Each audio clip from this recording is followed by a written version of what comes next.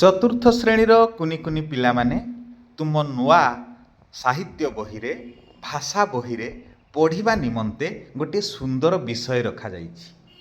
ବିଷୟଟିର ନାମ ହେଉଛି ଭାରତର ମହିଳା ବିମାନ ଚାଳିକା। ଆସ ପିଲାମାନେ ପଢ଼ିବା। ଆସ ପିଲାଏ ଭାରତର ପ୍ରଥମ ମହିଳା ବିମାନ ଚାଳିକାଙ୍କ ବିଷୟରେ ଜାଣିବା। ତାହେଲେ ଭାରତର ପ୍ରଥମ ମହିଳା ଚାଳିକା କିଏ ଥିଲେ?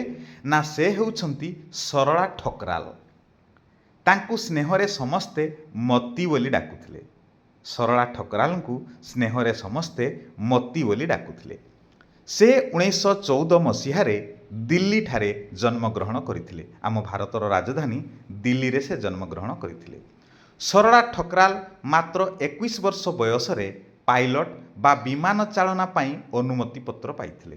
ମାତ୍ର 21 ବର୍ଷ ବୟସରେ ସେ 1936 ମସିହା ଲାହୋରଠାରେ ଜିପ୍ସମଥ ନାମକ ଏକ 2 ଆସନ ବିଶିଷ୍ଟ ବିମାନ ଏକାକୀ ଉଡ଼ାଇଥିଲେ 1936 ମସିହାରେ। ସେ ହେଉଛନ୍ତି ପ୍ରଥମ ମହିଳା ଯେ କି ଶାଢ଼ୀ ପିନ୍ଧି ବିମାନ ଚଳାଇଥିଲେ। ନେଇକି ପିଲାମାନେ ଶାଢ଼ୀ ପିନ୍ଧିକି ପ୍ରଥମେ ସେ ବିମାନ ଚଳାଇଥିଲେ।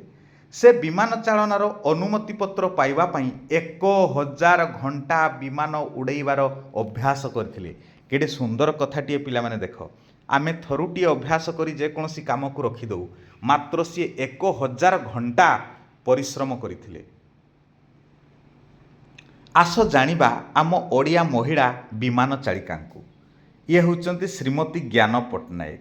ପିଲାମାନେ ଜ୍ଞାନ ପଟ୍ଟନାୟକ ହେଉଛନ୍ତି ଓଡ଼ିଶାର ପୂର୍ବତନ ମୁଖ୍ୟମନ୍ତ୍ରୀ ଶ୍ରୀଯୁକ୍ତ ବିଜୟାନନ୍ଦ ପଟ୍ଟନାୟକଙ୍କ ଧର୍ମପତ୍ନୀ, ଯାହାଙ୍କୁ ଆମେ ବିଜୁ ବାବୁ ବୋଲି କହୁ। ସେହି ବିଜୟାନନ୍ଦ ପଟ୍ଟନାୟକଙ୍କର ଇଏ ହେଉଛନ୍ତି ଧର୍ମପତ୍ନୀ।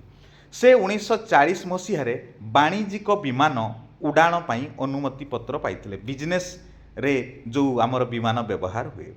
ଦ୍ୱିତୀୟ ବିଶ୍ୱଯୁଦ୍ଧ ସମୟରେ ସେ ବିଜୟାନନ୍ଦ ପଟ୍ଟନାୟକଙ୍କ ସହ ବିମାନ ଚାଳିକା ଭାବେ କାର୍ଯ୍ୟ ମଧ୍ୟ କରିଥିଲେ। ଦେଖ ପିଲାମାନେ ଜଣେ ମହିଳା ହୋଇ କେତେ ସିଏ ସତ୍ସାହସୀ ଥିଲେ। ଏବେ ଜାଣିବା ଶ୍ରୀମତୀ ଗିରିବାଳା ମହାନ୍ତିକୁ। ଶ୍ରୀମତୀ ଗିରିବାଳା ମହାନ୍ତି ହେଉଛନ୍ତି ଓଡ଼ିଶାର ବେସରକାରୀ ମହିଳା ବିମାନ ଚାଳିକା। ସେ ପ୍ରାଇଭେଟ୍ ବିମାନ ଚଳାଇଥିଲେ, ବେସରକାରୀ, ସରକାରୀ ବିମାନ ଉଡ଼ାଇ ନଥିଲେ। ସେ 1967 ମସିହାରେ ବିମାନ ଚାଳନା ନିମନ୍ତେ ଅନୁମତି ପତ୍ର ପାଇଥିଲେ। ଆନ୍ତର୍ଜାତିକ ମହିଳା ବିମାନ ଚାଳିକା ସଂଗଠନରେ ଯୋଗ ଦେବା ପାଇଁ ସେ ୱାଶିଂଟନ ଡିସି, ମାନେ ଆମେରିକାର ୱାଶିଂଟନ ଡିସି ଯେଉଁ ରାଜଧାନୀ, ଆମେରିକାର ରାଜଧାନୀ ୱାଶିଂଟନ ଡିସିକୁ ଯାଇଥିଲେ। ପିଲାମାନେ ଏ ବିଷୟରୁ ଆମେ କ'ଣ ଶିଖିଲେ? ଯଦି ମନକୁ ଆମେ ଦୃଢ଼ କରିବା, ଦୃଢ଼ ମନୋବଳ ଥିବ, ତାହେଲେ ଯେକୌଣସି ଅସମ୍ଭବ କାର୍ଯ୍ୟକୁ ମଧ୍ୟ ଆମେ ସମ୍ଭବ କରିପାରିବା।